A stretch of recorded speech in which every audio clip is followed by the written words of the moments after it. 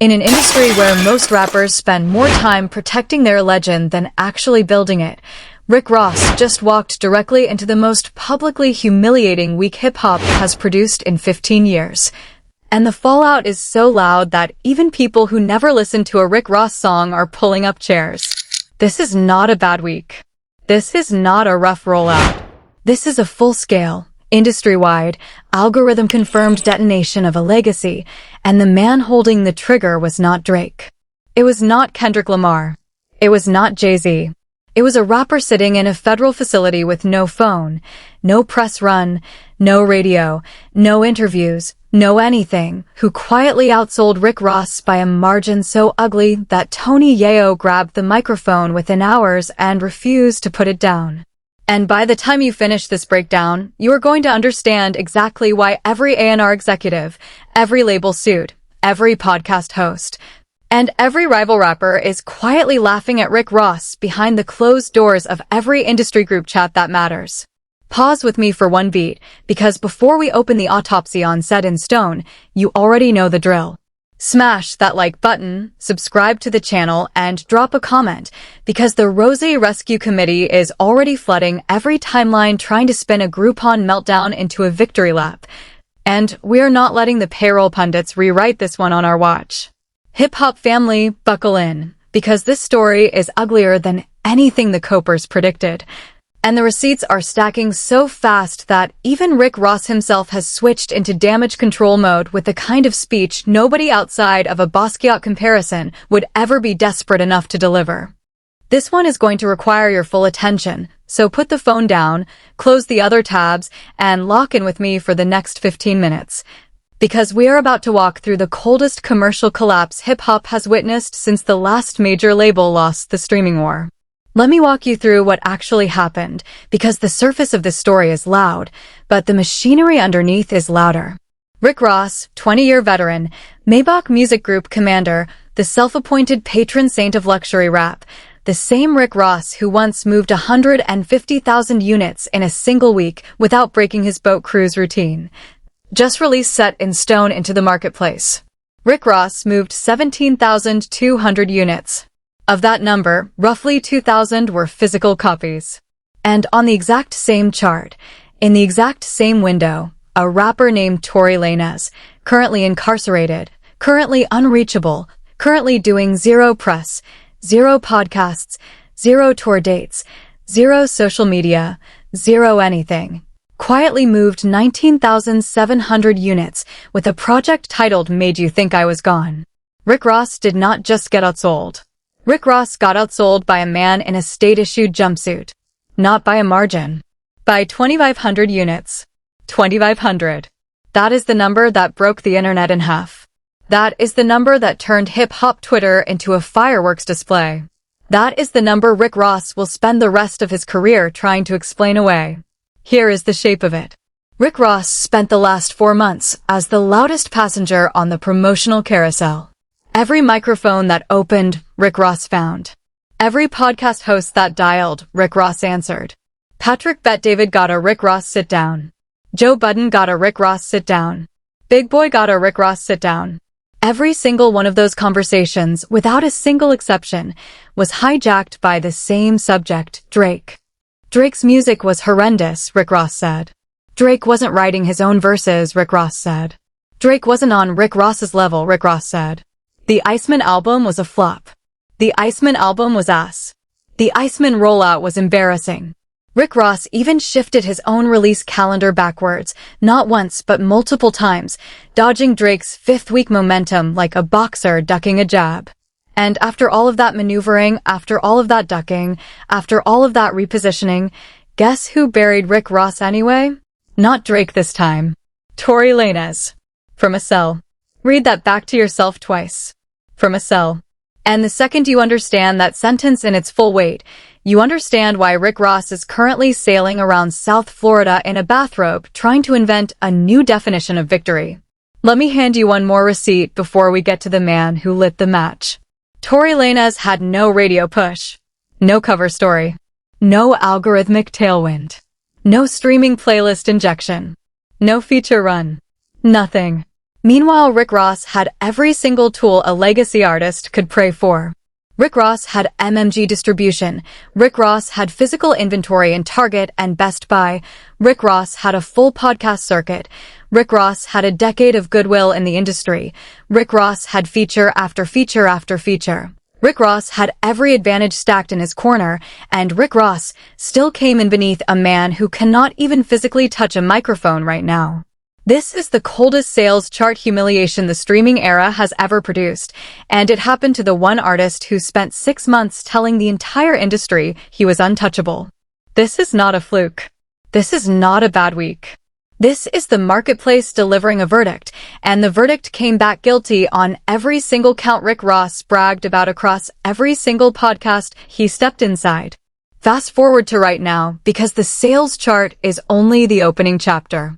The moment those numbers dropped, Tony Yeo, the G-Unit soldier who has been sharpening his knives in the shadows for the better part of 2 decades, stepped to a microphone and said what every executive in every A&R meeting was already whispering. Tony Yeo pointed at Rick Ross and said the quiet part loud. Tony Yeo said Rick Ross had every advantage a working artist could ever request: the interviews, the podcasts, the physical copies, the machine, the algorithmic support any legacy name still receives. And Rick Ross still got dusted by a rapper who is currently doing time. Tony Yeo asked, out loud, on camera, in front of millions, who was the person in Rick Ross's ear that told him to vanish from music for 20 years, then drop an album, then book a world tour, then simultaneously wage lyrical warfare on every rapper still breathing. Whoever gave Rick Ross that game plan, Tony Yeo said, does not love Rick Ross, does not respect Rick Ross, does not want Rick Ross to win. That single line ricocheted across every hip-hop platform in under 3 hours. It hit Twitter, it hit Instagram, it hit TikTok, it hit every barbershop breakdown channel on YouTube, and by the time the sun set, that single sentence had transformed into the epitaph of the entire set in stone rollout. But that was only the appetizer, because the moment the industry started digesting Tony Yeo's autopsy, the one and only Curtis Jackson kicked the door open. 50 Cent, the man who has been sitting patiently in the tall grass for 2 full decades waiting for exactly this scoreboard, screenshotted the sales projections, opened Instagram, and posted 40 characters that flattened the rest of Rick Ross's rollout. I just saw your record sales, LOL. 2000. What the? 50 Cent did not need a diss track. 50 Cent did not need a studio session. 50 Cent did not need a strategy meeting. 50 Cent needed a screenshot, a laughing emoji, and a caption, and 50 Cent buried Rick Ross with a 2-line post. Because if there is one man on planet Earth who has been mentally rehearsing this exact moment since the mid-2000s, it is Curtis Jackson, and the second his post hit send, the entire hip-hop internet erupted like a fireworks stand in July. And Curtis has not slowed down since. Curtis has been dropping a fresh Rick Ross post every 12 hours like a nightly newscast, feeding the algorithm a steady stream of humiliation content that the recommendation engine cannot get enough of. Now sit with me for a moment on the psychology of what happens next, because Rick Ross's response to this humiliation is somehow more embarrassing than the numbers themselves. Rick Ross opens Instagram Live. Rick Ross is on a boat. Rick Ross is wearing a bathrobe. Rick Ross starts talking about Jean-Michel Basquiat. Rick Ross tells his remaining fans that when Basquiat was painting, Basquiat had no idea what the paintings would eventually be worth. And Rick Ross assures the audience that generations from now people will look back at Set in Stone and finally understand the masterpiece. Rick Ross, 2,000 physical copies sold, on a boat, in a bathrobe, comparing himself to Jean-Michel Basquiat. Let that image stamp itself into your memory, because this is exactly the moment the hip-hop internet stopped taking Rick Ross seriously as a rap star and started treating him as a meme. This is the moment the joke wrote itself. This is the moment every parody account on the timeline booked its rent for the rest of the fiscal quarter.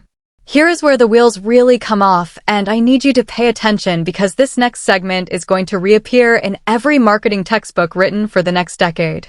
When Rick Ross was asked point-blank whether he believed the streaming algorithm was working against him, Rick Ross said, and this is a direct paraphrase, "Yeah, I would say so."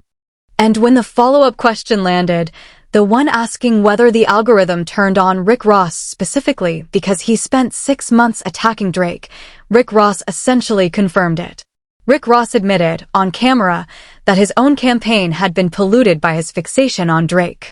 Rick Ross admitted his interviews were not about Set in Stone. Rick Ross admitted his podcast appearances were not about the music. Rick Ross admitted that the reason so many casual listeners tuned in to hear him at all was because they were hoping he would take another shot at Drake. And the exact second Rick Ross tried to convert that attention into album sales, the audience walked. Every last one of them. That is the most brutal case study in modern fan psychology hip-hop has produced this decade, and Rick Ross narrated it in real time while cruising past South Beach. That is not just a confession. That is a full public deposition in which Rick Ross accidentally testified against himself in front of the entire jury. DJ academics love him, hate him, block him, subscribe to him, spent an entire live stream unpacking exactly what happened, and this time even the academic skeptics could not argue the mathematics. Academics broke it down cleanly. The pick-a-side culture that governs hip-hop right now is dominated by Drake supporters.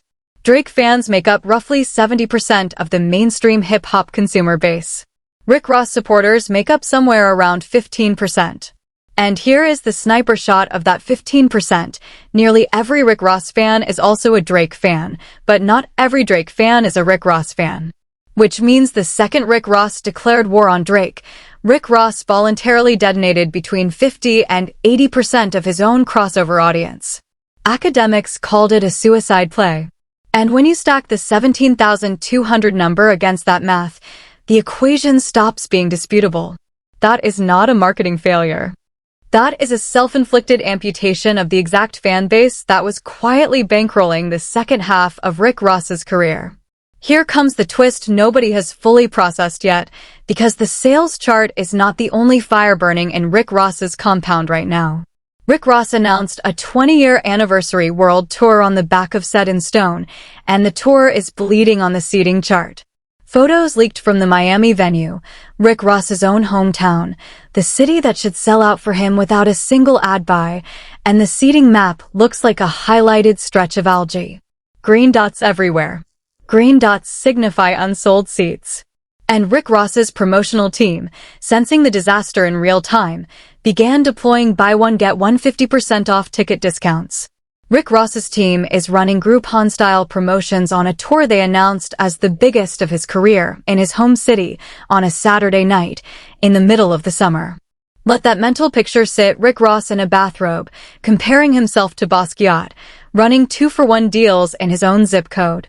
That is not a tour. That is a clearance event. And this is where the receipts turn into an avalanche, because Set in Stone is not merely underperforming. Set in Stone is being outstreamed by individual songs. A single Drake record that dropped earlier this year reportedly outperformed the entire Set in Stone album in daily streams. One song. One 3-minute and change record. Outpacing a 14-track project across a single afternoon. That is not a competitive gap.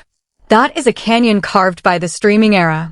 And when you contrast that reality against Rick Ross's public claim that Iceman flopped, that Drake was washed, that Drake was 3 albums into irrelevance, that Drake wasn't on Rick Ross's level, the cinematic irony becomes almost unbearable. Rick Ross said Iceman flopped. Iceman moved hundreds of thousands of units. Rick Ross said Drake was washed. Drake is dominating the streaming leaderboards. Rick Ross said Drake wasn't on his level. Rick Ross just finished behind a rapper in a prison cell. The projections were not just wrong. The projections were inverted. Every claim Rick Ross made turned out to describe Rick Ross himself. Let me pass you another receipt, because Tony Yayo was not finished. Yayo pointed at something even the most loyal Rick Ross supporters cannot dismiss. Rick Ross's biggest hits from the second half of his career, the ones that carried his catalog into modern rotation, all featured Drake. Gold Roses featured Drake. Aston Martin Music featured Drake. Freemason featured Drake. Lemon Pepper Freestyle featured Drake. Money in the Grave featured Drake. Every single crossover Rick Ross anthem from 2010 onward carried Drake's fingerprints on the writing, on the hook, on the streaming graph. And the moment Rick Ross ignited that bridge in public, Rick Ross did not simply cut ties with a collaborator. Rick Ross cut himself off from 15 years of algorithmic tailwind. Every time a casual listener searched a Drake track and landed on a Rick Ross feature, that was a free stream, a free discovery, a free momentum boost. Rick Ross incinerated that pipeline because Rick Ross convinced himself he could out-strategize a recommendation engine that has more behavioral data on music consumption than any human being ever will. That is not a business decision. That is a hostage negotiation with your own audience, and Rick Ross lost. Now let us talk about the actual music, because even the Rosé Rescue Committee cannot spin the track list without contorting the truth. 14 of the 19 tracks on Set in Stone are features. 14 features on a Rick Ross album in year 20 of his career. Which raises a question 50 Cent has been screaming from Shreveport for 2 weeks straight. How does an artist with more than 20 guest appearances stitched into a single project only move 10,000 streams? The math does not work. And the math not working is the reason 50 Cent has been posting every 12 hours like clockwork. 50 Cent has posted screenshots. 50 Cent has posted memes. 50 Cent has posted reaction videos. 50 Cent said Rick Ross needed the Drake stimulus package. 50 Cent said Rick Ross needed a Drake care package. 50 Cent said Rick Ross needed a Drake care package featuring even one Aubrey Graham bar to rescue the entire project. Every single one of those posts pulled tens of thousands of likes inside the first hour. Every single one of those posts got reposted by 5 other blogs. Every single one of those posts turned into another data point in the algorithm's file on Rick Ross, the failing legacy artist. Rick Ross of course counterpunched, because Rick Ross has never been the kind of man to swallow a jab. Rick Ross went online and told 50 Cent to return the Shreveport residents their money.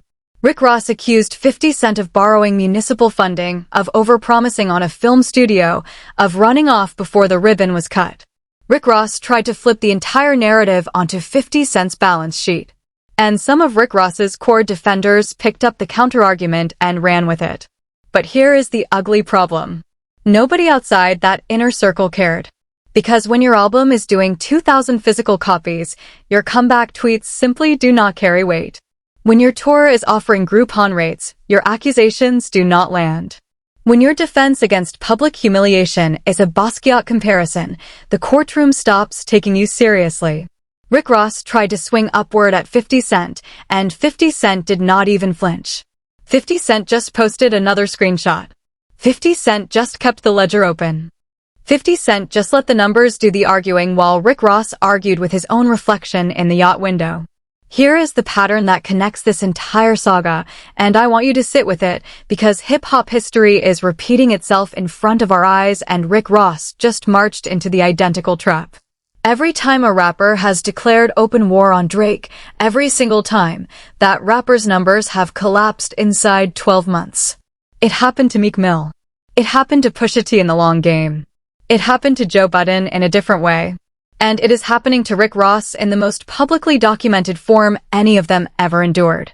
Because Drake does not have to respond. Drake does not have to release a diss track. Drake does not have to pick up a phone. Drake just has to keep uploading music, and the recommendation engine handles the rest. Drake has spent an entire decade constructing the most efficient content delivery pipeline hip-hop has ever produced, and that pipeline does not care about beef. That pipeline cares about streams. And Rick Ross unplugged himself from the outlet the exact moment he decided Drake was going to double as his marketing plan. The pattern is not coincidence. The pattern is physics. And physics does not negotiate with luxury rap veterans in bathrobes. The sermon that nobody in the media is preaching yet is this. Rick Ross forgot the single most important commandment of the streaming era. Rick Ross forgot that in 2026, hit songs sell albums. Podcasts do not sell albums. Interviews do not sell albums. Beef does not sell albums. Bathrobe philosophy does not sell albums. Hit songs sell albums. Drake has hit songs falling out of his shirt pockets. Tory Lanez, even from a cell, has hit songs. Rick Ross has speeches about Basquiat. And when you do not have a certified radio hit, and Rick Ross has not authored a genuine crossover smash since BMF, and BMF dropped more than a decade ago, the streaming algorithm classifies you as legacy inventory. Legacy inventory does not get pushed. Legacy inventory gets shelved. Rick Ross just discovered on national television that the algorithm has been quietly relegating him for years. And the worst part of that discovery is that Rick Ross was the last person in the industry to notice. The Joe Budden appearance is going to be studied in marketing seminars for the next decade because Rick Ross walked into that studio expecting a coronation and left with a coroner's report. Joe Budden asked about Drake. Rick Ross said there was no back and forth, just one train on the track. Joe Budden asked whether Rick Ross was squashing the beef. Rick Ross deflected. Joe Budden asked about Set in Stone. Rick Ross pivoted back to Drake. Every single question about his own album, Rick Ross weaponized into another jab at Drake. Which is exactly what killed him. Because the audience arrived hungry for the disses, but the audience did not arrive hungry for the album. Rick Ross fed them entertainment for free and assumed they would reward him with $16 for a physical copy. They did not. They screenshotted the shots. They laughed. They scrolled. They moved on. Free content is not a coupon for a paid product. Free content is the paid product. And Rick Ross handed the paid product away at every microphone he sat behind. Set in Stone had genuine highlights, and I will give Rick Ross the credit the rescue committee needs, because the Copers deserve at least one true handhold. The Wyclef Jean and Lucci feature is legitimately strong. The production on the mid-album stretch is top tier. Rick Ross's pen, when he actually writes, is still one of the sharpest in the entire genre. But here is the harsh reality. Nobody bought the album to find out. Nobody streamed the project long enough to discover it.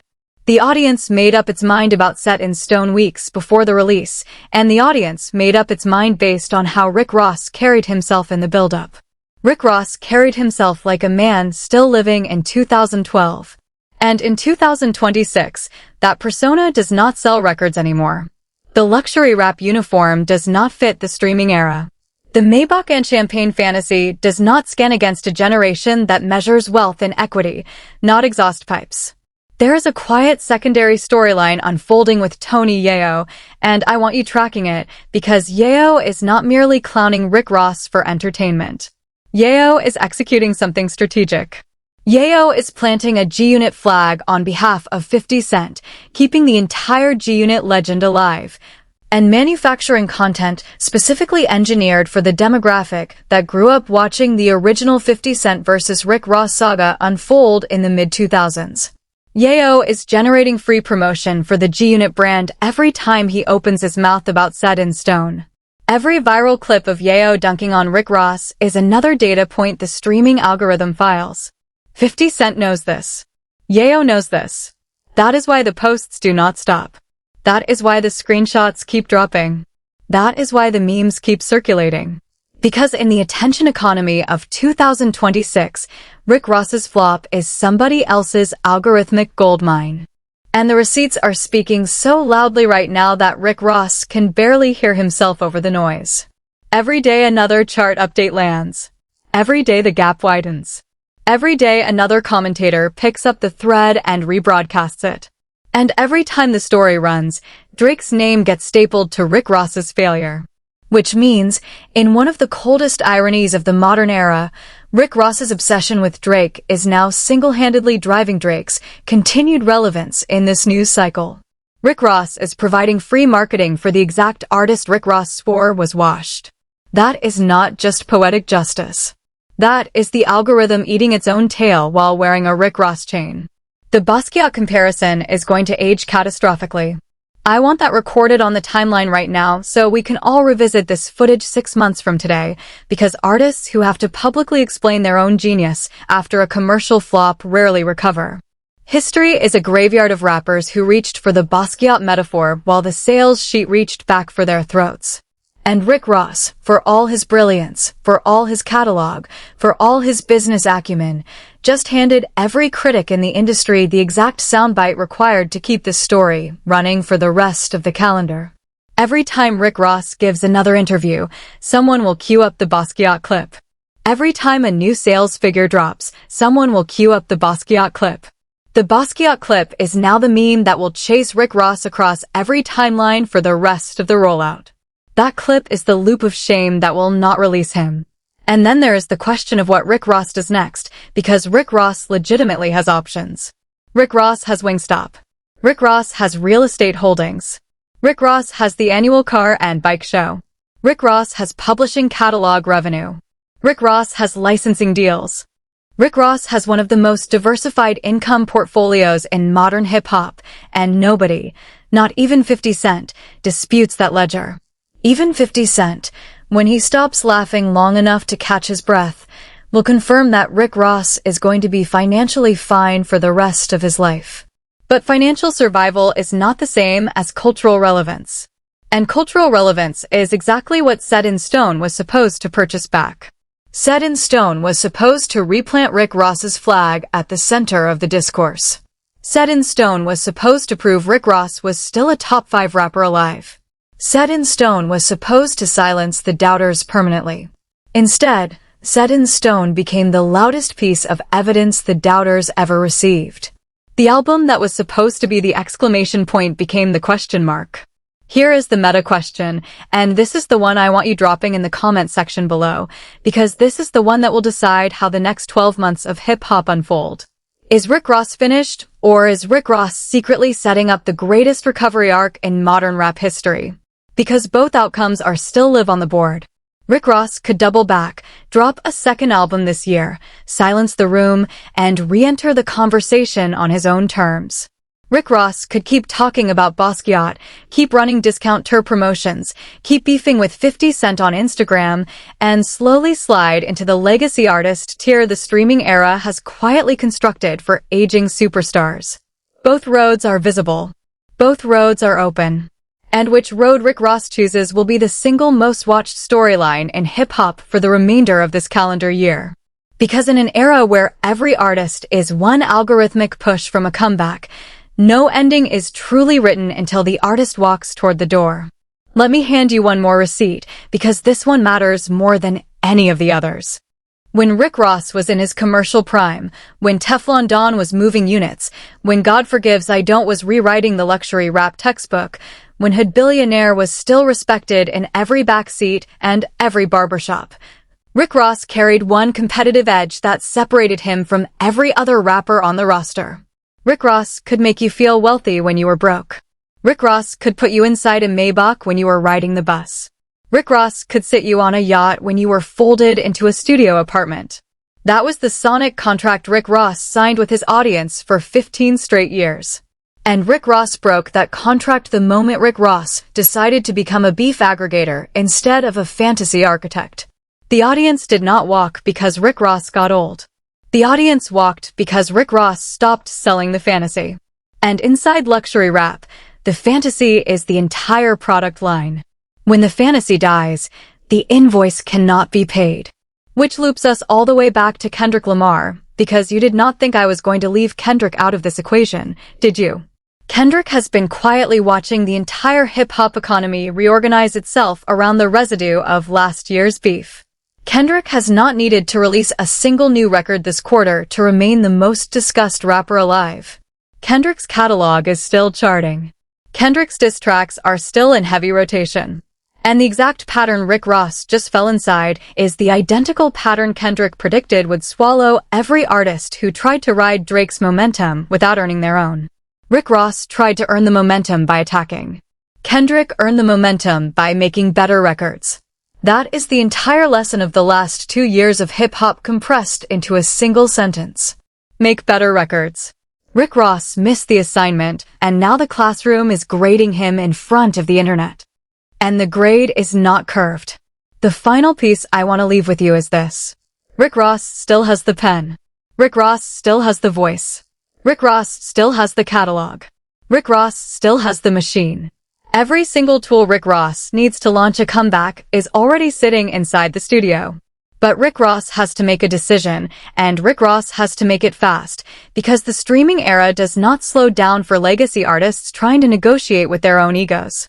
The streaming era keeps moving. The streaming era keeps finding the next dopamine spike. The streaming era already has Tory Lanez on a laptop in a prison cell, outselling Rick Ross with less than a prayer. Which means the ceiling of what an artist can now achieve without traditional promotion has been permanently raised. And the floor of what a legacy artist can survive with every promotional tool in the industry has been permanently lowered.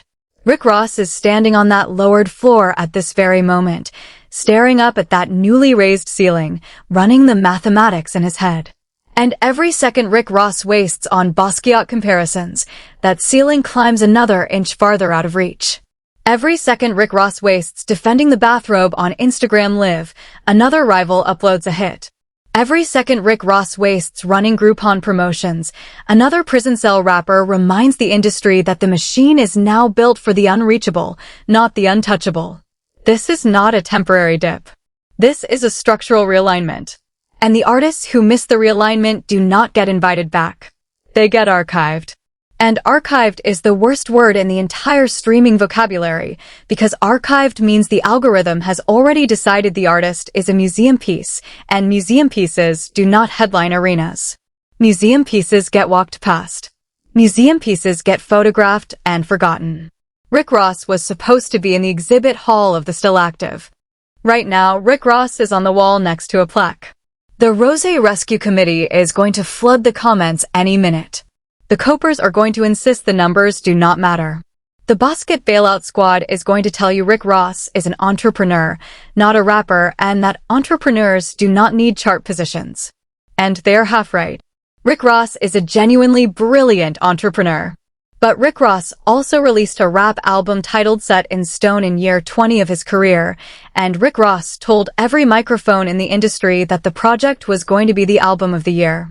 And the moment you make that promise out loud, the marketplace collects the invoice. The marketplace collected. The invoice bounced. Everything else is just footnotes on the graveyard. And the footnotes are already being written by every commentator with a working camera. The blogs are writing. The podcasters are writing. The barbershop analysts are writing. TikTok is writing. Twitter is writing. Even Rick Ross's own defenders are writing, only they are writing damage control instead of victory laps, and damage control does not chart. Damage control is the sound of a legacy artist quietly negotiating with the receipts he refuses to acknowledge in public. And nobody in the history of hip-hop has ever damage controlled their way back to relevance. You either drop a hit or you drop the persona. Rick Ross has not shown any signal that either move is imminent. So here is the question I want you dropping directly into the comment section, because the comment section on this one is going to be legendary. Do you believe Rick Ross recovers from this, or is this the beginning of the end of the Rose era in mainstream hip-hop? Was Tony Yayo justified in comparing Set in Stone to Tory Lanez's prison cell victory, or is that comparison unfair given the circumstances Tory is currently living inside? Was Curtis Jackson's Instagram roast fair game, or was 50 Cent kicking a man who was already flat on the canvas? And here is the wild card question I want you to answer honestly. Do you think Rick Ross should just pick up the phone, call Drake, squash the entire beef, feature Aubrey on the deluxe edition of Set in Stone, and reset the whole narrative in a single move? Because that option is still on the board whether Rick Ross wants to admit it publicly or not.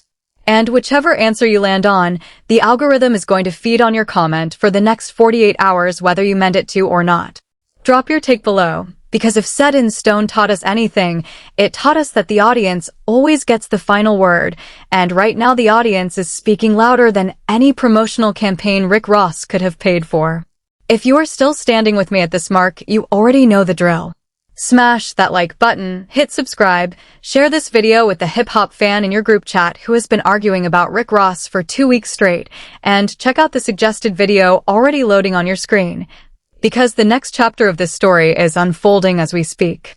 The 50 Cent versus Rick Ross round 2 is loading. The Drake response, if it ever arrives, is loading. The Tory Lanez appeal is loading. And the algorithm is watching every one of us decide which story to click on next. Make sure the next story you click on is the breakdown where we unpack exactly what Drake is preparing to do, because when Drake finally speaks, and Drake will eventually speak, the entire hip-hop landscape is going to shift again. The register closed on set in stone. But the register on this saga is wide open, and we will be there when it rings. Because in a year where legacy artists have quietly discovered that the streaming era does not respect resumes, only receipts, Rick Ross just became the loudest possible case study in what happens when a boss forgets he still has to punch the clock like everyone else. And the next case study is loading right now. So click the next video, keep the tab open, and let the algorithm remember which side of the register you stood on when the numbers finally spoke. Because the machine is watching every scroll, every pause, every replay, and the machine is quietly writing the next chapter of who eats and who fades in this streaming era we are all living inside right now.